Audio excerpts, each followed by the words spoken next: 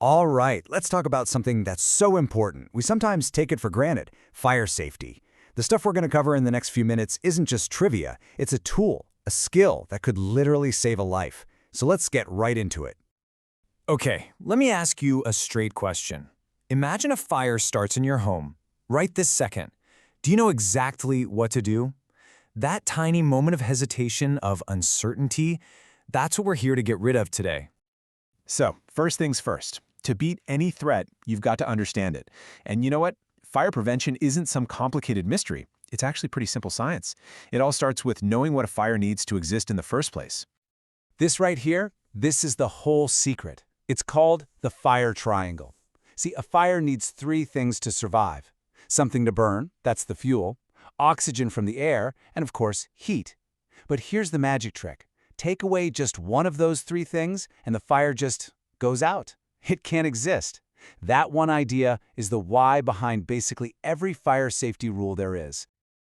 So, how do we break that triangle in our day-to-day lives? Well, it's all about simple habits. Number 1, smoke alarms. They're your first warning, so give them a quick test every month. 2, the kitchen.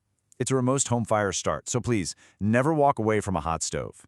3, electricity. Those power strips can't handle everything, so don't overload them. And finally, and this is the big one, have an escape plan. And we're going to get deeper into that right now. This brings us to what is, without a doubt, the golden rule of fire safety. If a fire breaks out, your first move, your only priority, is getting yourself and everyone else out safely. Everything else, it can all be replaced.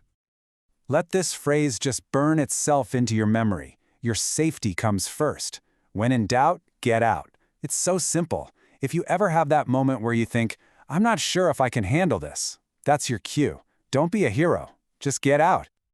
Now, a real escape plan isn't just an idea in your head, it's something you've actually walked through.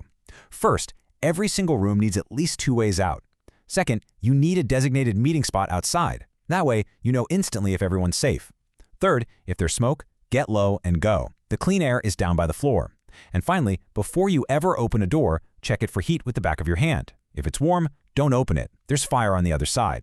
Find that second way out. Okay, so we have firmly established that getting out is priority number 1, right? Good. Only after we're clear on that can we start talking about tools. Because a fire extinguisher is a fantastic tool, but only for very specific situations. You might think a fire's just a fire, but nope. They're actually sorted into different classes based on what's burning. Class A is your normal stuff like wood and paper.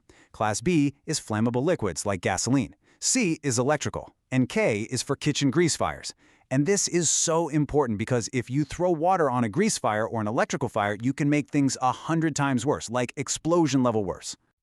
So which extinguisher do you actually need? Well, for most places, your best bet is a multi-purpose ABC extinguisher. It covers the most common fire types. But if you do a lot of frying, having a special Class K extinguisher in the kitchen is a really smart move. It's designed to safely smother those super dangerous grease fires. Now, listen up, because this is super important. Even if you have the perfect extinguisher, you only, and I mean only, use it if 3 conditions are met. 1, the fire is small, like wastebasket-sized, and it isn't spreading. 2, you have a clear path to an exit behind you, no question. And 3, someone is already calling 911. If even one of those isn't true, your job is to get out, period. Okay, so you've made the call to fight it. To make sure you do it right, just remember the simple acronym, PASS. First, you pull the pin at the top. Then you aim the nozzle low, right at the base of the fire, not at the flames themselves. Then you squeeze the handle slowly and evenly. And finally, you sweep the nozzle from side to side, covering the fuel source until the fire is out. And hey, while you're doing all that, don't get too close. You want to stay a safe distance away, right around 6 to 8 feet. That keeps you out of harm's way, but is still close enough for the extinguisher to do its job effectively. Look, having a fire extinguisher is great, but it's just a red metal can if it doesn't work when you need it. That's why making sure your equipment is ready to go is your absolute best defense. So here's what you're going to do. Once a month. It takes, 30 seconds? Just give it a quick visual check. Can you get to it easily? Does it look damaged? Is that little needle on the pressure gauge in the green? And is the pin still in place with the seal unbroken? It's a tiny habit that makes a huge difference. Now, besides your own little monthly checkup, there are some professional dates you got to keep in mind. You need to have it professionally checked every year. Then, at the 6-year mark, it needs to be serviced internally. And after 12 years, it needs a special pressure test. Just write these dates on a tag and hang it on the extinguisher so you don't forget. And here is a rule with zero wiggle room. If you use that extinguisher, even for a tiny little puff to put out a candle, you have to get it professionally recharged or just replace it. That little burst can cause a slow leak, and the next time you need it, it'll be useless. All right, let's boil this all down. What are the 4 big things to remember? First, prevent. Understand that fire triangle so you can stop fires before they even start. Second, escape. That is always your number 1 job. Third, respond. If and only if it's safe, use the pass method. And finally, maintain. Check your gear and practice your plan. At the end of the day, it all comes down to this simple idea.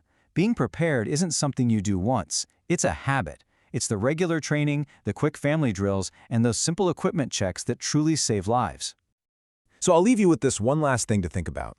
That escape plan you have in your head right now, is it something you've actually walked through with your family, or is it just a theory? Because the difference between those two could be everything. Stay safe out there.